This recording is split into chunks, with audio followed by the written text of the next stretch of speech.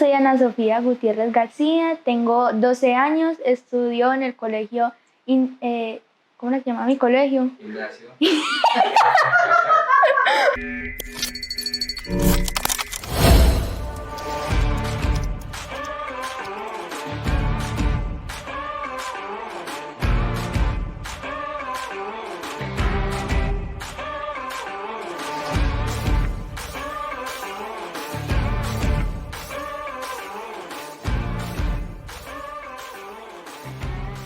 No, presenciales, porque así uno no puede tener bien un contacto con el profesor y con los compañeros. Por ejemplo, cuando uno tenía una duda, ahora ya era muy difícil decirle al profesor porque no lo podía ver bien, porque en sí la cámara no capta todo lo que uno puede ver con los ojos allá mismo. Entonces era porque yo no aprendía bien en esas clases y por eso me gustan más las presenciales. Que algunas veces cuando están los profesores en medio de una explicación se les va el internet y dejan ahí y pues eso como que hace que entienda menos.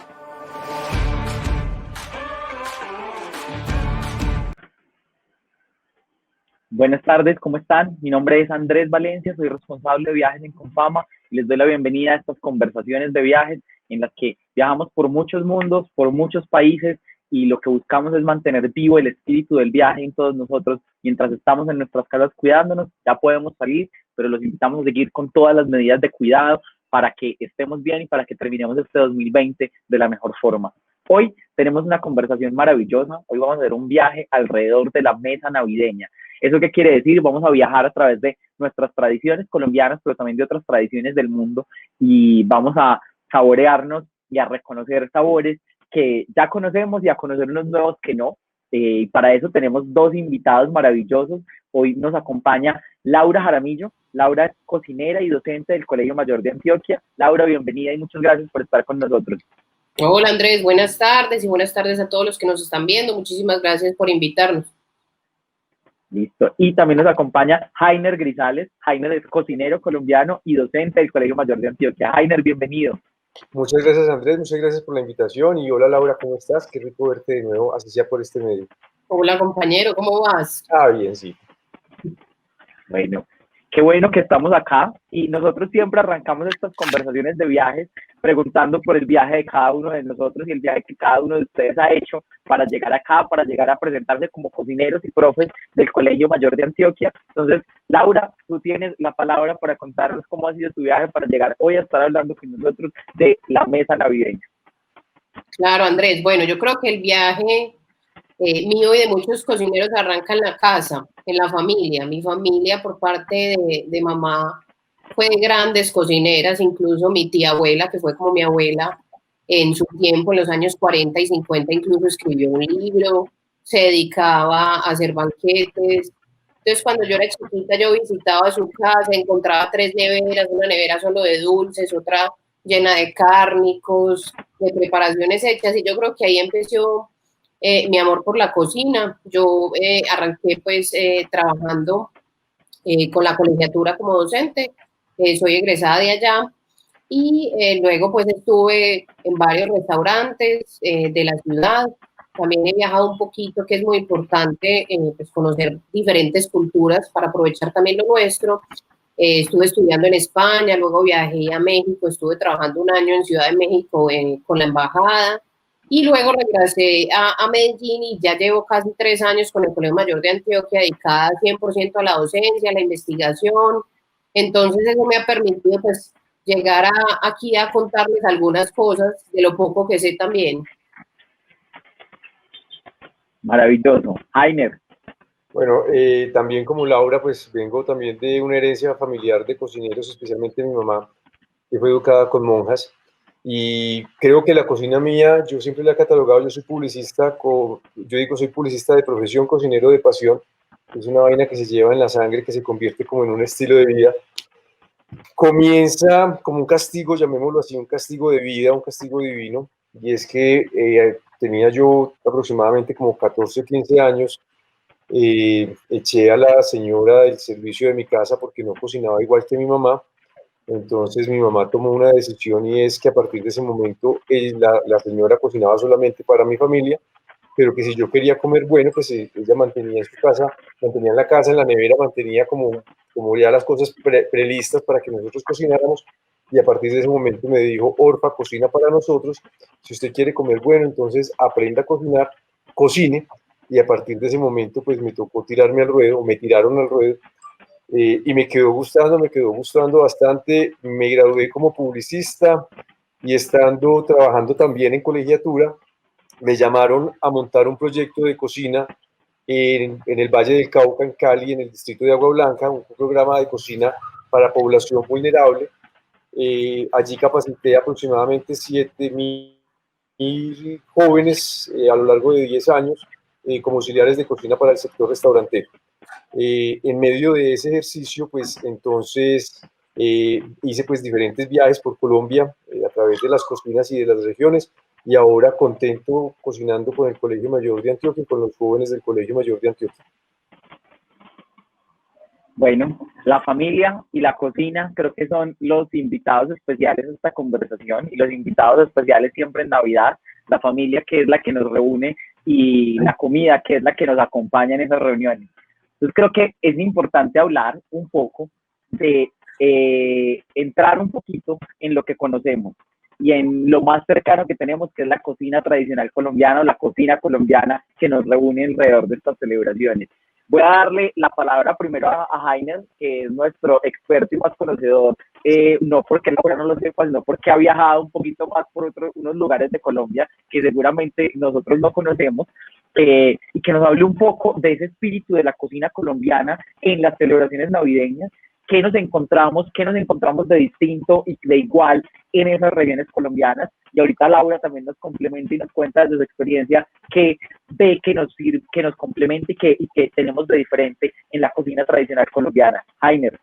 Bueno, hay una de las cosas muy importantes dentro de, pues como para comenzar nosotros, es entender que nosotros culturalmente somos de familias muy calurosas, ¿sí? O sea, nuestra idiosincrasia, llamémoslo así, nuestra cultura es de cercanía. Siempre en la mayoría de las regiones se reúnen alrededor de la cocina para cualquier tipo de celebración, especialmente para Navidad. Nosotros tenemos una cocina muy mestiza, es una cocina pues como de herencia africana, de herencia española.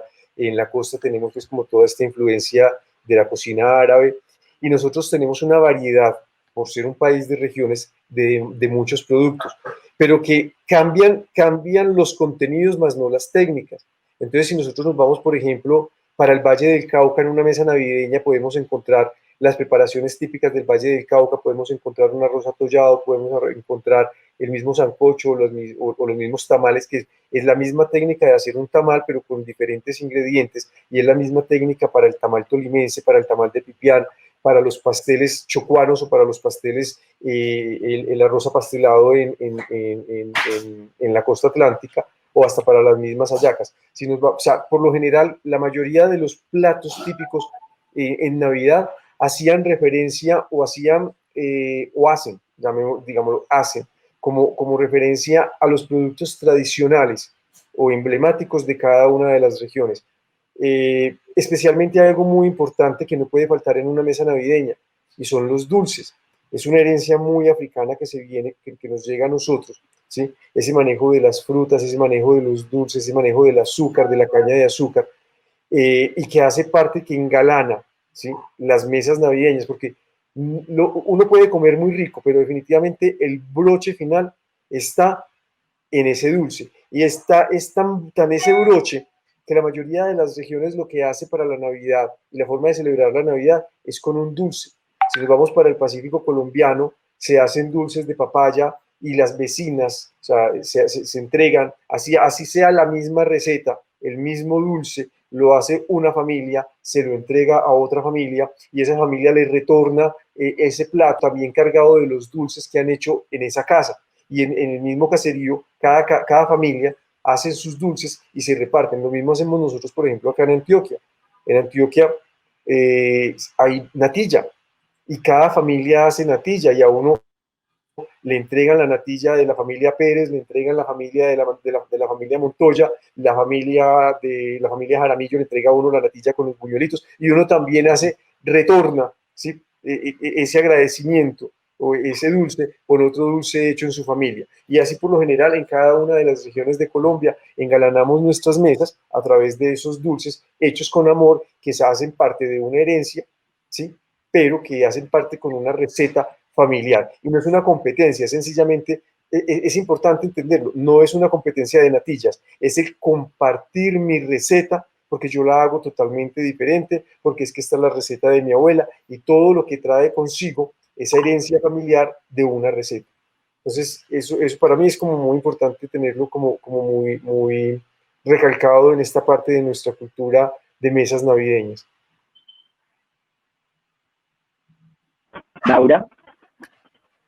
Hola, pues yo creo que el tema aquí de los dulces también va muy ligado con algo bien bonito de Navidad y es el tema, pues Navidad es una época de glotonería, por así decirlo, de abundancia, de celebrar.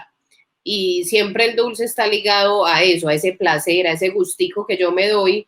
Y yo creería que por eso en Navidad es tan importante ese consumo de natillas, de dulces de frutas, incluso pues traemos también dulces internacionales, turrones, todo este tipo de preparaciones dulces que finalmente celebran. El dulce yo creo que siempre celebra. Uno cuando el cumpleaños come torta porque celebra. Entonces está muy ligado a esta simbología de lo abundante, de lo rico, de la festividad. Total. Ahí quiero que entremos un poquito a recorrer y hacer un recorrido por regiones y por los que nos vamos encontrando en las regiones principales, no porque puede que sonemos muy a cliché, pero no es por el cliché, sino porque son las regiones de las que vamos conociendo un poco más.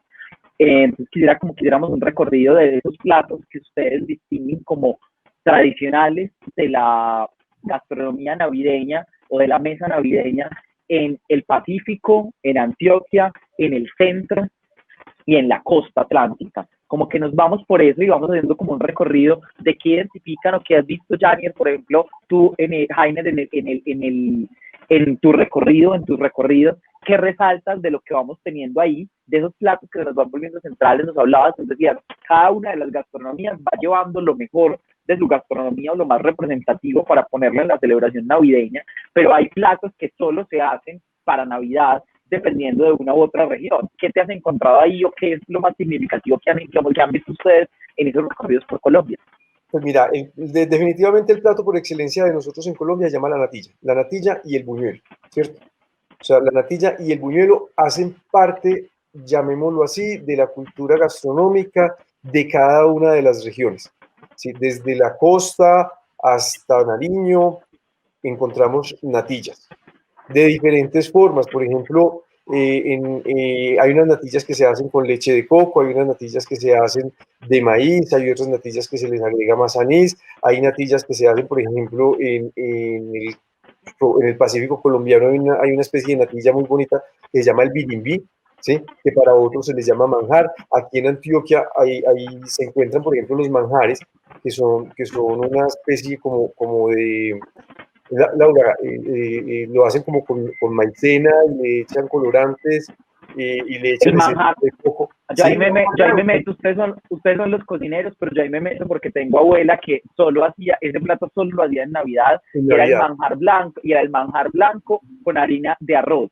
Era harina de arroz. Que es muy diferente al manjar del Valle. Pero es muy diferente al manjar blanco del Valle. Súper distinto. El manjar blanco del Valle es leche con azúcar y harina de arroz hasta que va cuajando, o sea, va cogiendo consistencia y ya queda pues como el arequipe. Bueno, el arequipe es parecido, pero un poquitico diferente pues como la textura. Pero entonces, si nos vamos a esos platos, pensaría yo que el plato más significativo para nosotros, la natilla y el buñuelo a nivel nacional. O sea, sería como está como dentro del ADN y se hace por lo general en diciembre. Uno no hace natilla, uno no dice en marzo qué rico me voy a poner a hacer natilla. No, uno espera hasta diciembre para hacer la natilla, para hacer la natillada como tal. O sea, es el plato representativo de la Navidad. Si las haces en marzo es porque te estaba quedando la cajita ya con la fecha de vencimiento cerquita.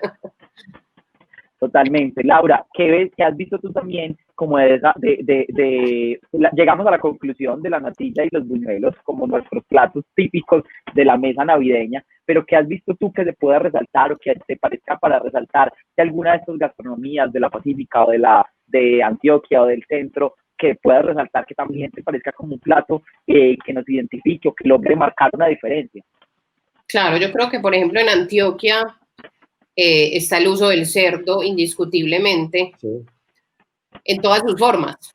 O sea, no falta la fritanga, la chicharronada, la marranada, y ya si es una cena un poquito más formal, pues ya empiezan todas estas señoras a hacer los perniles, a hacer el cañón, y lo que comentábamos alguna vez con Jaire, y es que todo este uso de frutas, realmente en otros países uno no ve que las frutas acompañan mucho las carnes, y en Antioquia, pues, ¿qué más típico que el cañón en salsa de ciruela? O en salsa de mora. Es un producto muy nuestro, pues, prehispánico, pero se vuelve preparaciones sumamente tradicionales de nuestra cocina. Entonces yo creo que al menos en Antioquia el cerdo es claramente el protagonista de la Navidad. Yo pienso que en Antioquia y en muchas otras regiones también, o sea, el cerdo, el pernil de cerdo como tal hace parte pues como cuando la cantidad, cuando la familia es numerosa, por lo general se tiene o el pollo, pero sí tiene el cañoncito de cerdo o también el pernil de cerdo como tal, pienso que hace parte pues como de esas cenas de gala que se hacen para las grandes navidades. Cuando se habla de las familias más humildes, por lo general se tiene el pollo, ¿sí? Porque recuerden que el pollo para nosotros, o sea, anteriormente el pollo se comía por dos formas, o porque había, bueno, habían dos formas, había o el pollo estaba enfermo o había algún enfermo, porque el pollo solamente era, ¿sí?, para las ocasiones especiales. O sea, el pollo era el símbolo de, llamémoslo así, podría decirlo como de la opulencia, de la elegancia, poder servir a la mesa un pollo como tal, y se tenía reservado solamente para las visitas en muchas de las familias. Era la forma de atender a la gente. Entonces, en Navidad se podían consumir los pollos, que yo pienso, no sé, Laura, tú me dices si es como la representación, por ejemplo, para los americanos, o sea, para nosotros el pollo sería como para los americanos la cultura del pavo.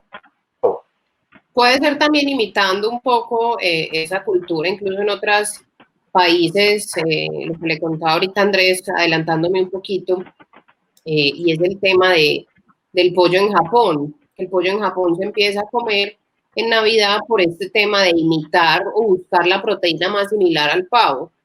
Entonces yo creo que también, pues, finalmente la carne, la proteína es el centro de la mesa en Navidad, y pues se aprovecha de todo. Se aprovecha el pollo, se aprovecha el cerdo. De pronto, Jainer, me gustaría que nos contaras, aquí yo también entrando en dudas, de pronto, porque en otros países sí se ve el consumo de pescados y mariscos como cena navideña. ¿Cosas encontrado aquí en Colombia?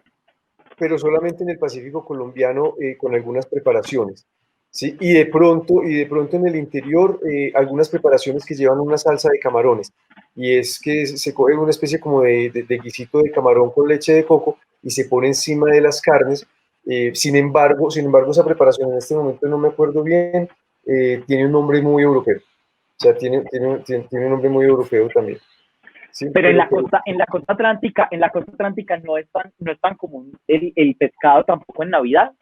Sí, lo que pasa es que por lo general la mayoría de las regiones lo que hace es, para la época de Navidad, tener dentro de su mesa los platos más representativos de cada una de estas regiones. Entonces, en la costa atlántica hay una preparación que se hace con pescado también, que es un pescado entero, no recuerdo cuál es el pescado, se pone el pescado entero guisado, bañado en salsas, y es parte de la Navidad. Bueno, ya empezamos con un tema que también lo hablábamos ahorita cuando estábamos preparando la conversación, y es cómo, por ese espíritu colombiano y de nuestra cultura, a veces generoso y abierto a las otras culturas, pero también que queremos parecernos y tener unas cosas de lo que nos llega de afuera, nos empezamos a encontrar con el tema del pavo. y el pollo, ¿cierto? De las preparaciones de pavo y pollo, que antes pavo era muy difícil de conseguir, en pollo y así sucesivamente. Nos ha ido llegando de afuera y nos han ido llegando de otras culturas algunas preparaciones que hemos interiorizado en Colombia. Si quieres, Laura, creo que podríamos arrancar y que nos cuentes un poco cuáles has visto tú que nos han llegado aquí a Colombia y que hemos empezado nosotros como a abrazar y a tener dentro de nuestra cultura. Y con Heiner hacemos después el Zoom de cómo las tenemos ahora y cómo se presentan hoy en esas mesas navideñas colombianas. Claro, pues principalmente yo creo que el pavo termina siendo la comida navideña por excelencia casi que en todas partes del mundo. Y todo el mundo cree que el pavo es una tradición gringa, pues porque finalmente mediáticamente Estados Unidos nos ha bombardeado, entonces tenemos esa tradición como gringa, pero es muy curioso que realmente el pavo es una tradición inglesa. Es una tradición inglesa que se acompaña al pavo casi siempre con puré de papas y algún tipo de verdura caliente. Y esta tradición inglesa, pues obviamente como fueron colonizados por los ingleses en Estados Unidos, entonces es una tradición que permea a Estados Unidos, incluso a Norteamérica en general. En Canadá también el plato tradicional en Navidad es el pavo. Y de ahí empieza a bajar, entonces es una tradición que llega a América del Norte, pero empieza a bajar por toda América y pues se consume pavo en toda América, incluso en parte de Europa todavía también se consume bastante pavo y termina siendo casi que la comida navideña por excelencia. Y cuando uno habla pues de todas estas fusiones y mezclas es bastante complicado. ¿Por qué? Porque uno dice, ¿y mezcla desde cuándo? Porque es que finalmente nosotros, y Heiner lo sabe más que cualquiera, pues somos una cultura, la cultura colombiana es una mezcla de culturas. Si nos fuéramos a la cocina étnica netamente indígena, casi que nos quedamos sin la mitad de los platos que hoy son tradicionales. Pues yo diría que nos quedamos por ahí con el 10%. Aquí podríamos casi que rescatar a la arepa y un par de preparaciones más. Entonces es muy interesante preguntarse, ¿y esa mezcla desde dónde la miro? En la modernidad, pues yo diría que estas preparaciones nos llegan más que todo en los años 40 y 50 con la industrialización, cuando las mujeres y los hombres de modo en Colombia empiezan a viajar a Europa sobre todo, y empiezan a traer todas estas preparaciones. Incluso si uno revisa la bibliografía de las cocinas antioqueñas, en los años 40 y 50, abres un libro de cocina tradicional antioqueña y vas a encontrar algunas preparaciones tradicionales, pero uno siente que estás leyendo un libro de cocina europea. Entonces yo creo que esa época sí marca muchísimo la manera en que comemos hoy y la manera en cómo estas cocinas internacionales nos han permeado, que finalmente pues está bien. Es un asunto de transformarlas y adecuarlas a nuestras tradiciones. Y se han quedado en la mesa de las cocinas colombianas hoy en día y que hacen parte ya del menú navideño. Entonces, por ejemplo, lo que tú hablabas, Laura, o sea, ya es muy normal dentro de todas estas preparaciones, y no sé si de pronto sea un poco redundante, el manejo del cerdo, ya no el pavo con el gravy, sino el pavo con la salsa de fruta, pues que es la herencia que nosotros manejamos, el cerdo en sus diferentes presentaciones, el cañón de cerdo, el muchacho relleno, el lomo de cerdo, el pernil de cerdo, bañado en diferentes frutas, pero también hay una cosa muy importante, el tipo de acompañamiento que se hace, la variedad, cómo se sirven las papas, que ya no solamente es el puré de papa, sino la papita al romero. Entonces pongámosle papita al romero, pero hay una preparación de la papa que ha sido parte de esa herencia o parte de esas adaptaciones, y es la famosa ensalada rusa o ensalada fría. O sea, que no hay nada más elegante, llamémoslo así, ¿sí? Para en cualquier preparación, acompañar de de esa ensaladita de papa. O sea, nosotros no utilizamos una ensalada de lechuga, sino que debe ir siempre acompañada una ensalada de papa. Es importante, pues a mí me parece importante recalcar también que a pesar de eso, no se deja de preparar, de tener dentro de ese menú navideño las preparaciones de la mesa colombiana, o sea, de esa mesa colombiana, así sea una mesa del mestizaje. ¿Por qué? Recuerden ustedes que, por ejemplo, en muchas de las casas se hace la cena de Navidad ¿sí? Que es el 24, independiente pues de lo que se esté haciendo, que por lo general en muchas regiones y en muchas familias la cena no se hacía a las 7 de la noche, sino que se esperaba la misa de gallo, y después de la misa de gallo, el 24 o el 31 de diciembre, se servía la comida, era la hora de la cena, se enrumbaba la familia y venga, ¿y qué vamos a hacer para mañana? Entonces, las familias con antelación hacían este tipo de preparaciones como los tamales, los envueltos, todos los amasijos, los bollos, los panes, todas estas preparaciones tradicionales para tener algo para el día siguiente y no tener que cocinar. Porque ¿quién se levanta? O sea, ¿quién se levanta un 1 de enero en medio de todo ese folgorio del día anterior a cocinar? Entonces, tengamos los tamales hechos, tengamos el pastel de arroz, o sencillamente hagamos algo, ¿sí? Y ahí sí está dentro de cada una de nuestras cocinas regionales el famoso sancocho, el sancocho del 1 de enero, el sancocho del 25 de diciembre. Entonces, en la costa atlántica vamos a tener un sancocho de sábalo, ¿sí? En el Pacífico vamos a tener un sancocho, en el Pacífico tenemos sancocho de ñato. En Cali, en el Valle del Cauca tenemos el sancocho bayuno, en Antioquia el trifásico, en Bogotá tendríamos un ajiaco, ¿sí? O sea, hacemos primero con el sancocho, llamémoslo así, aunque pues no está bien decirlo porque tiene mucha preparación, también es dentro de las cocinas más sencillas que hay para hacer, ¿sí? O sea, tiene mucha técnica, pero para nosotros ya es muy sencillo hacerlo. Y es asegurar un buen caldo. Es asegurar un buen caldo, que es un levantamuertos para poder tener la fuerza suficiente para el día siguiente continuar con las faenas de las fiestas navideñas. Y uno trasnochado que hace un sancocho, uno todo para la olla y ya se puede sentar relajadito a tomar cervecita mientras el sancocho está. Entonces es como una preparación muy cómoda, por así decirlo, y pues no es en vano que sea la preparación insignia después de todas estas fiestas. Totalmente. Sí. Ahí ya empezamos a hablar y ahí vamos a ir cogiendo maletas para volar a otra parte más lejos, nos vamos a ir un poquito más lejos, y ya empezamos a hablar de preparaciones e ingredientes que compartimos desde México hasta Argentina y que nos suben también y que arrancamos a compartir en toda América, que somos cocinas muy diferentes pero muy parecidas al mismo tiempo, tenemos unas cosas muy parecidas o unos tipos de cocción o unos ingredientes puntuales. La papa nos acompaña en todos los Andes, ¿cierto? Entonces los peruanos son expertos en el manejo de la papa y en cómo tienen ese montón de variedades de papa y lo que hacen con eso, pero nosotros acá también la adaptamos. Están los tamales y los amasijos, están las arepas que nos vamos encontrando también ahí, y hay un tema de dulces y de panes que también podemos estar. Laura tiene la experiencia, tuvo la oportunidad de vivir en México y en Ecuador. Quisiera, Laura, que nos contaras un poco cómo es o qué compartimos y qué encuentras tú que compartimos y que vamos obteniendo ahí. Y Heiner también, que nos haga un poquito como esa radiografía de lo que compartimos en las cocinas tradicionales navideñas en Latinoamérica. Claro, pues yo creo que es importante arrancar por los tamales que hemos comentado tanto.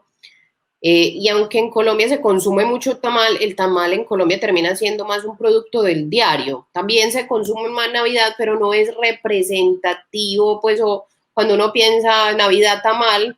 No. En cambio, por ejemplo, en Venezuela, las hallacas, lo que pasa es que el tamal es un envuelto que tiene 1000 nombres, porque realmente el tamal no podríamos definir que es de un país, más bien digamos que es americano, casi que centroamericano. Y uno va a encontrar tamales de 1000 formas, 1000 sabores, y los rellenos sí cambian muchísimo. A mí, por ejemplo, alguna vez yo tengo familia de Venezuela, alguna vez me invitaron a un 31 de diciembre y me dieron hallaca, y yo, ay, eso tan tamal, tan rico, apenas le metí la cucharada, aceituna y pasa. Me gusta, pero fue un choque cultural, fue ¿qué diablo está haciendo una aceituna y una pasa en un tamal? Entonces esa vez justamente me puse a leer un poquito y yo, ¿por qué diablos la aceituna y la pasa puede estar en una hallaca? Y encontré una historia muy bonita, pues también relacionado con las negritudes. Y es el tema que la hallaca nació como un aprovechamiento de los guisos de los patrones. Entonces los negros recuperaban estos guisos de los patrones que tenían estos ingredientes, que tenían carne, que también tenían pasas, que tenían aceitunas, que ya tenían como unos ingredientes más sofisticados, por así decirlo. Y los envolvían en su alimento. ¿Qué era su alimento? El bollo de maíz. Entonces lo envolvían en su alimento y de ahí nace la yaca. Y la yaca en Venezuela, pues también se come bastante en el resto del año, pero sí es la preparación insignia navideña, es la preparación por excelencia en Venezuela. Y ya en el resto de Centroamérica, pues también vamos a encontrar tamales, sobre todo de maíz. Realmente hay tamales con arroz, con otras masas, pero principalmente con maíz, con muchos rellenos, diferentes rellenos dependiendo de la región. Incluso pues Ainer también sabe que aquí encontramos tamal de cerdo, pero si nos vamos por otra parte, de pollo, de almeja, o mixto. O mixto. Pollo, cerdo, ¿sí? O sea, que encontramos pollo y cerdo en muchos de los tamales, que es como el tamalcito mixto, o es solamente de cerdo. Exacto. Entonces el tamal pues es indudablemente una de las preparaciones que compartimos. Y luego empezamos a compartir ciertos ingredientes también. Y también nos diferenciamos mucho. Pues aunque somos americanos, nos diferenciamos muchísimo. Por ejemplo, en Argentina, pues ellos no cambian el asado. Y en Argentina en esta época está haciendo bastante calor, que ese también es un tema muy interesante. La Navidad siempre está relacionada con el frío, pero para nosotros no. Para los centroamericanos y para el sur del planeta en esta época está haciendo es calor. Entonces, por ejemplo, en Argentina hacen asados al aire libre en Navidad y lo acompañan de frutas frescas. O, por ejemplo, en Bolivia hacen un cerdo que uno dice, ay, es un lechón muy similar al de nosotros, pero, y en Perú también lo marinan con ajís. Entonces ahí encontramos ya, aunque nosotros también somos un país de ajís, estos países de los Andes, Perú y Bolivia, pues tienen un consumo, México tienen un consumo muy alto en ajís. Luego nos vamos para México y encontramos una tradición extrañísima. Me pasó a mí cuando vivía allá, pues llegó la época navideña y uno que espera, ¿no? Pues uno espera ver en los supermercados que el pernil, el cañón, el pavo, y yo empecé a ver cajas de bacalao seco. Y yo, ¿pero qué diablos pasó aquí? Entonces me puse a averiguar y resulta que el bacalao es una tradición que viene de los colonos. Entonces los colonos, que eran en su mayoría españoles y también portugueses, pues en esta época del año, que es una época bastante fría, se consume mucho bacalao. El bacalao es un pescado seco que se seca al frío, con sal y con frío, y dura muchísimo. Entonces eso les permitía a los colonos en la época de la colonia, pues mantener y poder traer una tradición de ellos en una época de Navidad que era muy importante, y fue a tal punto que esa tradición se quedó en México, pero se transformó, lo que hablábamos ahorita, pues finalmente esas culturas se transforman. Entonces, ¿qué hicieron con ese bacalao europeo, portugués y español? Ah, no, echémosle a esto tomate y ají. Entonces, es una tradición que se conserva, o sea, hoy en México se come bacalao en este mole, y todavía se tiene que importar, porque es que el bacalao es un producto que solo dan aguas frías. Entonces uno encuentra un montón de semejanzas, pero también encuentra un montón de diferencias, así como lo encuentra en Colombia. Si uno se va para el Amazonas, si uno se va para Tunja, pues uno va a encontrar unos ingredientes que en la vida habías visto. Entonces es muy bonito como también a través de la cocina probamos otras culturas sin tener que estar ahí. Eso es maravilloso. Ainer. Pues a ver, pues nosotros dentro de lo que decía Laura ahorita, por ejemplo, con lo de los tamales, que me parece muy importante, y es desde ese viaje que hay desde México, o sea, que pasa, pues, que hace parte como de toda nuestra cultura prehispánica, y es la forma como cada uno de esos tamales se llena, o sea, llamémoslo así, porque es que el tamal es el arte de envolver, o sea, es la masa de maíz envuelta, ¿sí? Pero se llena con el pancoger, con lo que tiene cada una de esas regiones y el manejo que se le da a cada uno de esos ingredientes dentro de cada uno de esos países, lo que lo hace la diferencia. Lo que decía Laura, que me parece muy importante, nosotros, a pesar de que los tamales hacen parte de nuestra idiosincrasia y que de una u otra forma fueron parte de nuestras mesas navideñas, no significa que no se coman en otros momentos, pero que ya no los tenemos referenciados dentro de la mesa navideña. No obstante, yo vuelvo y repito, en algunas regiones, siempre para el otro día de Navidad se tiene el tamal como uno de los platos principales. Se tiene el tamal como uno de los platos principales. O sea, como los que no hacen sancocho, compramos tamales. Porque es que el tamal no es sino calentarlo, ¿cierto? O sea, el tamal no hay que hacerlo. El tamal ya está hecho. El tamal hay que calentarlo. Entonces es más fácil uno servir un tamal con una arepa o con un arroz, ¿sí? Y que nosotros tenemos mucha variedad de tamales. Nosotros tenemos el tamal tolimense, las hallacas. Bueno, aunque las hallacas son venezolanas, ¿sí? Pero en Santander están las hallacas, pero está el tamal de pipián, pero está el tamal paisa, el tamal antioqueño. Y tenemos una variedad muy bonita que es deliciosa, que son los arroces apastelados, que también son envueltos en hojas y que se pueden tener guardados para consumirlos al día siguiente después de las fiestas navideñas. Bueno, y ya que empezamos ese viaje, hay un viaje muy bonito también que podemos hacer y es a través de los panes, ¿cierto? Porque los panes finalmente son de esas cosas que nos han llegado también de otras culturas, pero que hemos interiorizado muy bien y que hemos tenido muy bien en nuestra cocina y en nuestras mesas navideñas. Ahorita lo hablábamos con Laura, hablábamos un poco de cómo el pan empieza a llegar como a Latinoamérica desde el Día de Muertos en México, pero también cómo nos vamos encontrando que el pan cierra la Navidad en España con la rosca de Reyes.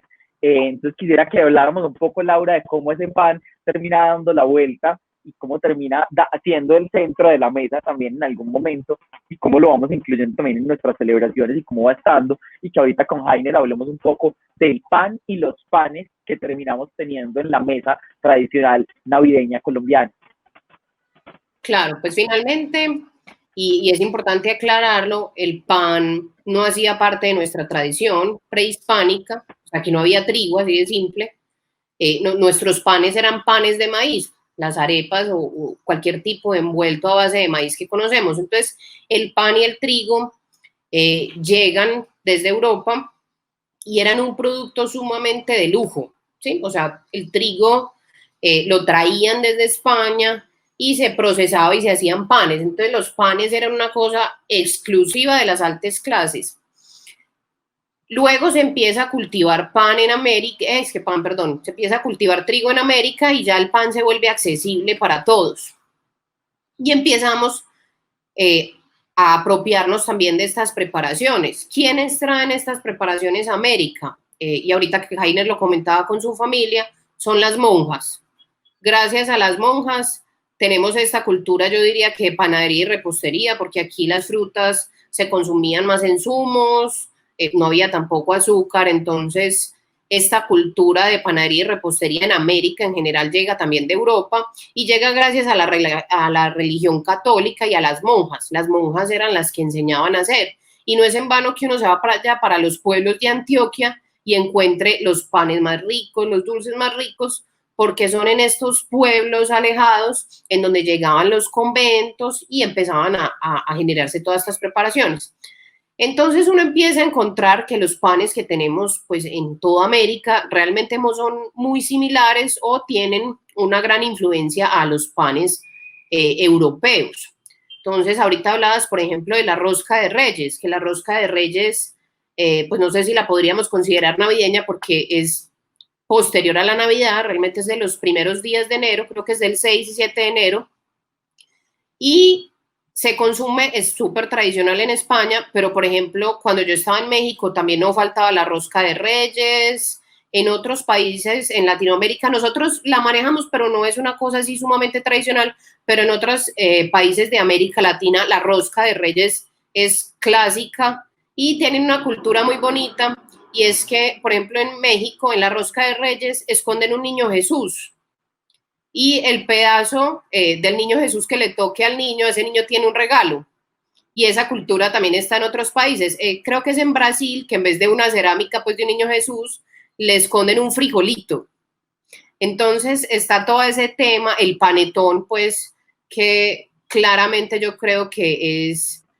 El panetón yo creo que requiere una explicación importante, porque pues en mi caso el panetón siempre ha sido como el no, o sea, lo que no me cabe dentro de la Navidad, o sea, como no, el exceso en Navidad de comida puede estar para lo que sea, pero para mí menos el panetón. Pero quiero entender cómo terminamos nosotros con esa preparación italiana, cómo termina llegando y cómo terminamos nosotros metiéndola dentro de la tradición colombiana, que estamos en este instante con los supermercados invadidos de panetón. Claro, lo que pasa es que el panetón, bueno, es una preparación italiana por excelencia. Yo diría que es la herencia que le deja Italia al mundo en cuanto a preparaciones navideñas, pero el panetón tiene unas características bien complicadas de manipulación. Realmente el panetón aquí lo compramos y si uno, pues de estas marcas tan comerciales, realmente es muy poco el panetón artesanal que uno encuentra, pero estas marcas comerciales pues finalmente lo fueron transformando, pero no en el mejor sentido, agregándole conservantes, agregándole un montón de cosas que lo desfiguraron mucho. Realmente el panetón que comemos del supermercado no es un panetón como debería ser el panetón italiano. Empecemos porque el panetón no tiene chocolate. Realmente el panetón es de frutas secas y de nueces. Y nosotros lo convertimos más, es un bizcocho, más tiene cara como de bizcochito que de pan. Realmente el panetón es un pan y tiene unas características que es muy inflado, es muy aireado, es muy ligero, tanto que dentro de las técnicas para secar el panetón se voltea, porque si se pone así, él se aplasta. Entonces, aprovechan la gravedad inversa, volteándolo, para que el panetón no se aplaste. Entonces, el panetón bien hecho es una cosa deliciosa, pero pues finalmente el mercadeo, la industrialización, pues también a veces hace estragos con las tradiciones. Lo que hablábamos ahorita, si uno sale del país y se come unos frijoles en otra parte, pues probablemente no van a ser tan ricos, no necesariamente por los ingredientes, sino también porque a veces las técnicas se pierden un poquito. Laura, a mí me llama mucho la atención una de las cosas que tú estabas contando ahorita, y es que muchas de las herencias que nosotros tenemos de los dulces y también dentro de las mismas cocinas, o sea, dentro de ese mestizaje es la herencia de las monjas. Si bien tú que viviste en México te das cuenta que México es uno de los países que más dulces tiene dentro de su gastronomía. Es más, hay un producto que se llama pedo de monja, creo que lo venden en San Miguel, ¿sí? Y es precisamente porque en los conventos las monjas pues tenían tiempo para orar, pero también les sobraba otro tiempo y esos tiempos eran para dedicarse a la cocina. En Antioquia, en el Valle del Cauca y en muchas de las regiones de Colombia, fueron las monjas las encargadas. Recuerden que las mujeres eran formadas como en las normales de señoritas, ¿sí? Y las normales de señoritas era formar a la mujer, ¿sí? Para las actividades para el hogar. Y una de las actividades del hogar era la administración de los recursos de la cocina, bien administrados, la preparación de esas recetas. Entonces, muchas de las preparaciones en algunas de las regiones de Colombia, ¿sí? Donde la educación fue impartida por las monjas, entonces esas preparaciones tienen mucho que ver con esa cocina europea. Entonces, por eso, dentro de nuestra Navidad encontramos las fiestas de Reyes y las preparaciones, o sea, se nos convierten en 3 fiestas. Se ha perdido un poco la costumbre, pero era 24, 31 y 6 de enero.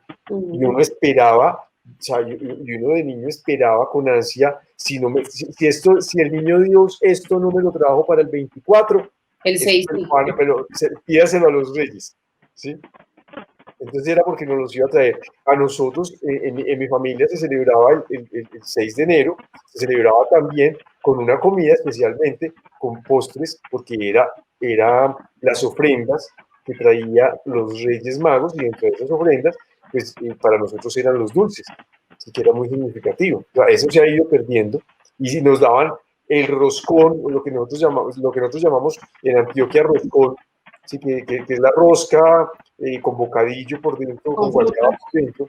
O con arequipe. O con arequipe, ¿sí? Esa era la rosca de Reyes para nosotros. O sea, a nosotros no nos daban, pues, igual nos iban a dar regalo, entonces no nos metían el niño Dios, pero sí se hacía anteriormente eso. Pero es muy herencia de las religiosas, esa parte de la gastronomía. Yo pienso que han aportado mucho desde ese conocimiento desde culinario a la cocina dentro de muchos de los pueblos en Colombia.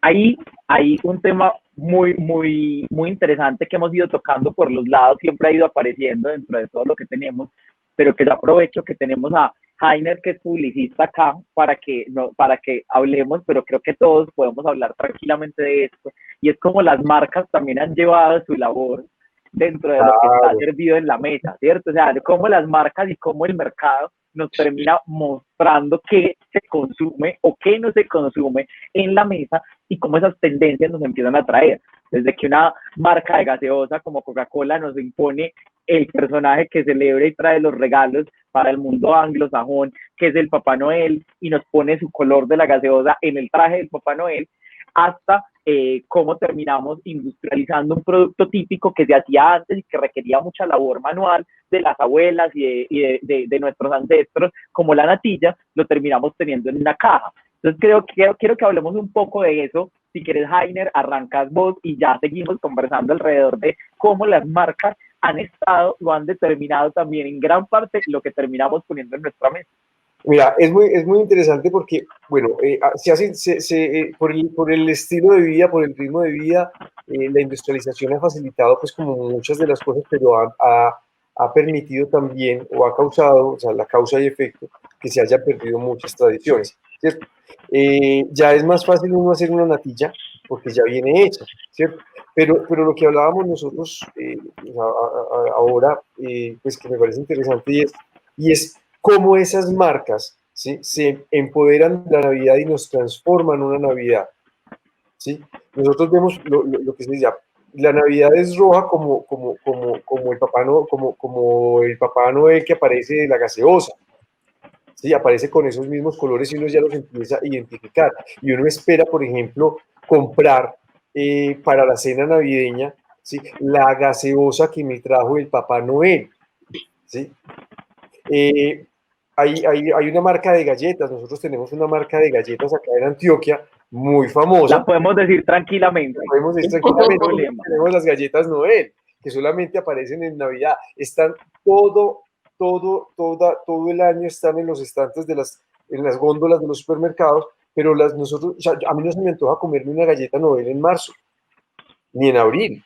O sea, las galletas se comen es para esta época. Entonces, y se quedan todo el año los empaques, todo el año, en las cajas de la abuela. Sí, porque es que es el costurero, entonces uno, ay, vení, esto me sirve para guardar los marcadores. Yo como docente aquí voy a guardar los lapiceros, de hecho las tengo para eso. Mi mamá tiene el costurero y allí tiene sus agujas, sus hilos y todas sus cosas. Pero a lo que vamos es que sí la Navidad se ha empoderado, o sea, sí las marcas han hecho mucha fuerza en la Navidad, ¿sí?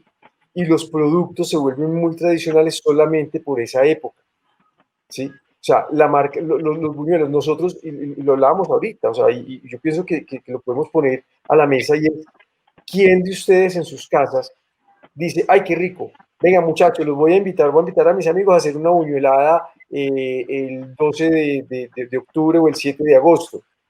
No, o sea, vamos a hacer una buñuelada a pesar de que nosotros podemos desayunar buñuelos todos los días, comemos buñuelo todo el día, ¿sí? O sea, aquí en Antioquia se consume buñuelo todo el día, al igual que arepa, ¿sí? Y uno no dice, bueno, vamos a hacer los buñuelos en otra fecha, no, vamos a hacer los buñuelos, hagamos una novena y hacemos una buñuelada, hagamos una natilla, hagamos una novena y hacemos una natillada. Nosotros tenemos natillera, pero más no natillada. Total. Claro.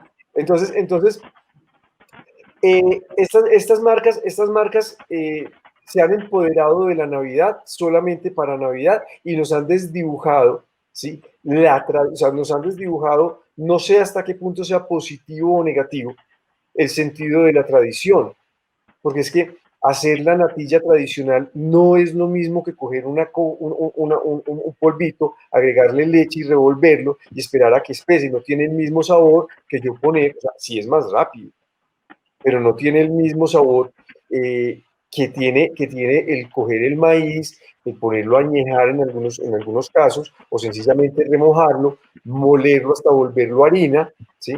Agregarle la cantidad de leche, y ponerlo en la paila y empezar a menear la cagüinga o el mecedor hasta que tenga el punto, agregarle la esencia, el coco, el azúcar, hasta que tenga el punto y empezar a repartirlo. Es más, yo te puedo decir, o sea, es muy fácil hacer natilla, pero se desdibuja una de las cosas que nosotros hemos hablado en un principio, y es, yo no le voy a pasar a mi vecina una natilla de caja con buñuelos. O sea, no, mira que no es tan, no es tan orgulloso uno decir, le va a pasar, les voy a mandar natilla de caja. No, si yo hago la natilla tradicional, esa es la natilla que yo le paso a mi vecino, para que pruebe mi mano. Pero la otra, pues, no, es que pues eso lo compra cualquiera. Entonces se desdibuja un poco. Sí, porque además esas preparaciones siempre han tenido, que lo hablábamos también ahorita que preparábamos, han tenido el mito urbano o han tenido la mística de la preparación que ahora existe. Entonces, solo una persona puede meter la natilla. Solamente una persona puede, o en el caso, por ejemplo, de mi familia en el Valle del Cauca. Yo recuerdo mi tía Elvia, una señora ya de mucha edad, y ella solamente podía menear, menear la cagüinga, nosotros llamamos cagüinga, ¿sí? Para poder hacer el manjar blanco.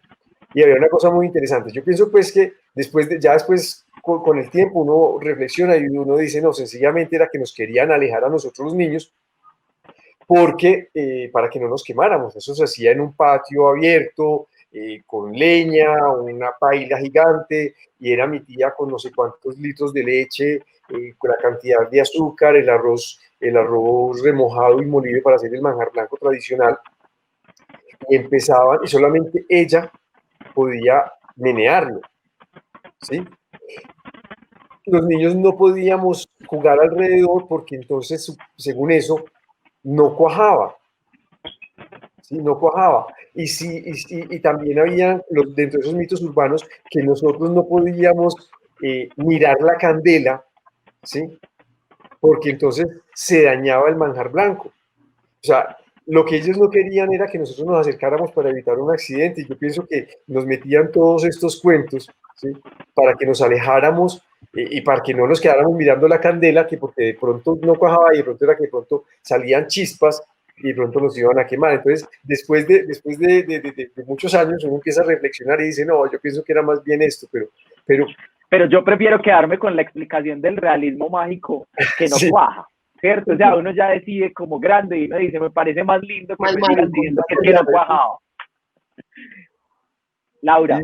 Y lo otro es la pelea que había anteriormente, porque pues, éramos 50 sobrinos, no sé cuántos sobrinos éramos en ese momento, pues en las fincas, peleándonos por quién podía después lavar la olla para poder raspar el manjar blanco o la natilla, o cuando se hacía dulce de papaya. Nosotros hacemos un dulce de papaya muy chocuano, que es un dulce de papaya, coco, piña, panela, canela, bueno, en fin.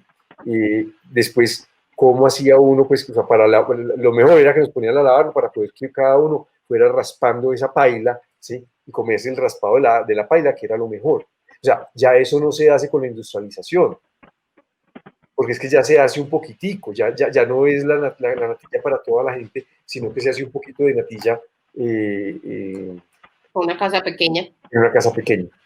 Entonces, sí, lo que hablábamos ahora, o sea, desde el mercadeo, sí, nos ha facilitado la vida con la industrialización, pero se han ido perdiendo todas estas tradiciones que hacían o que hacen que los hogares tengan un encuentro más íntimo, más familiar alrededor de la cocina y de una cena navideña hecha de la forma como se hacía tradicionalmente.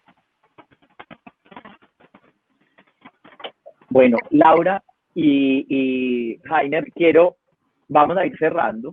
Nosotros normalmente pedimos unos recomendados, ¿cierto? Como que nos recomienden o películas o series o alguien a quien seguir en redes sociales o un libro, lo que quieran para que sigamos explorando. Pero yo quiero hacerles como que nos hagan 3 recomendados, del que uno abierto, ¿cierto? O sea, uno que ustedes como dibujo libre, en el que ustedes escojan lo que quieran recomendarnos alrededor de este tema, pero sí quiero que nos recomienden 2 cosas puntuales, ustedes que han conocido y han estudiado un poco de este tema.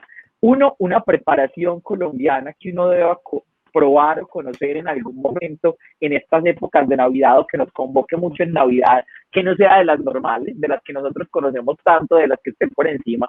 Si se quieren declarar impedidos, se declaran impedidos, que no hay problema. Y dos, una extranjera, una preparación extranjera que quisieran recomendar y que uno dijera, tiene que probarla, búsquela cuando pueda y vaya, no sé, a Tumbuctú, vaya y pruebe eso, o sea, o si alguien le dice, tráigame algo de allá, tráigase esto de sus celebraciones navideñas. Laura, dale. Bueno, yo creo que la recomendación abierta, pues más que algo bien puntual, es una invitación. Yo creo que Navidad es un espacio para estar en familia y nada más bonito y que una más que la cocina. Y esa tradición la hemos perdido. Hemos dejado que las mamás, las abuelas cocinen. Yo creo que los invito a todos a que se metan a la cocina en Navidad. Gran parte de las tradiciones se pierden. Las tradiciones de nuestro país básicamente son orales y gran parte de las tradiciones se pierden porque ya las familias se vuelven tan pequeñas que no se meten en la cocina. Entonces mi invitación en este momento es a que todos se metan en la cocina en Navidad y le ayuden a la mamá, a la tía, a la abuela, que yo sé que la satisfacción va a ser inmensa y el aprendizaje mayor. Bueno, una preparación navideña, y la hablamos ahora, para mí era delicioso el manjar blanco, pero el manjar blanco antioqueño. Mi tía abuela hacía uno que es muy diferente, el del valle es más espeso, más caramelizado, nuestro manjar parece más una natilla y es blanquito. Sí. Y se está perdiendo mucho, uno ya ve mucho natilla y ve muy poco manjar blanco antioqueño y es una cosa, a mí por ejemplo me gusta mucho más el manjar blanco que la natilla, entonces los invito, trae un par de marcas comerciales que lo venden, si no esa receta se encuentra fácil, es moler el manjar con leche. No, y hay algo, y si les da pereza la molida del arroz y todo esto, con estas nuevas tendencias saludables, que es algo que no alcanzamos a conversar, pero ya se consigue mucho más fácil que antes la harina de arroz. En los supermercados la encontramos un poco más fácil. O la licuadora, por ejemplo, mi tía abuela al final lo molía, pues en máquina de molería, decía, no, mija, a mí ya me duele la mano, ponga eso a remojar en leche un día antes y échelo a la licuadora. Entonces ese sería mi recomendado número 2.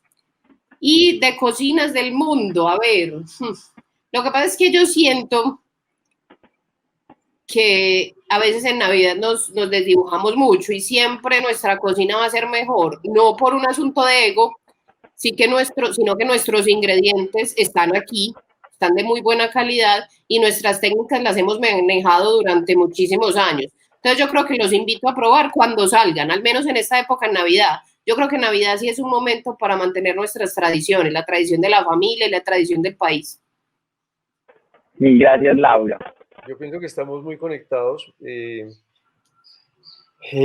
A ver, una invitación abierta es, a ver, una invitación abierta es para esta Navidad.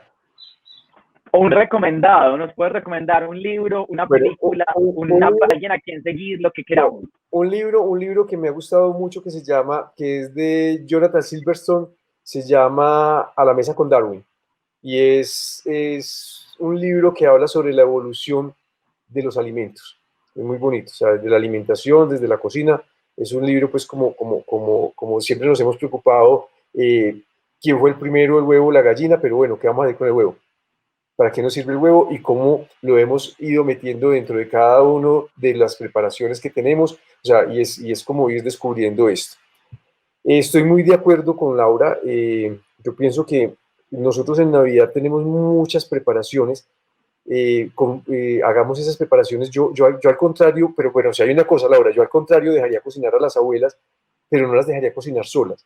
Eso, acompañarlas. Yo me metería a cocinar con las abuelas. Para los que tienen abuelas, yo utilizaría este tiempo para heredar, ¿sí?, de buena fe esas recetas que se han ido perdiendo en el olvido gracias a la industrialización de los productos y de las preparaciones. Entonces, la recuperación de nuestras cocinas tradicionales de primera mano, como son las portadoras del sabor y del saber familiar, que son nuestras mamás y nuestras mayores. Entonces, para mí sería como eso. Yo no recomendaría, bueno, aunque vivo enamorado de un plato argentino que lo probé una vez precisamente para Navidad, que lo hizo una gran amiga que se llama Silvina de Reusman, que fue un budín de pan, o sea, como una torta de pan, lo que nosotros llamamos un borracho de pan, pero el que ella hizo me pareció espectacular. Yo les recomendaría más bien un plato nuestro, del cual yo viví, o sea, lo probé alguna vez, y lo probé, me dieron una probadita, siempre lo escuché muchas veces, yo creo que mis compañeros saben que que se llama el birimbí, y tiene su canción, y es una natilla que se hace en el Pacífico colombiano con un maíz añejo, ¿sí? Pero que su sabor, o sea, cuando se está añejando el maíz, mis estudiantes decían, profe, esto no se lo come nadie, esto huele horrible, pero cuando ya lo tienen en boca, es un manjar de dioses y se llama birimbí. Tú me ¿Sí? diste hace como 3 semanas, muy rico. Es muy rico, o sea, No se le nota el fermentado, sino que no, uno lo confunde. Yo le dije, ¿le echaste aguardiente o qué? Realmente el fermentado fuerte no se le nota, delicioso. no se nota. Es una cosa mágica, porque no es una natilla, es una especie como, o sea, a pesar de que es de maíz, no queda con la consistencia de una natilla, sino que queda como si fuera Un arequipe. como un manjar, sí. O sea, es muy suave al paladar y acompañadito de queso y acompañadito de un dulce de mora, es perfecto. Y si lo hacen con lechita de coco, es...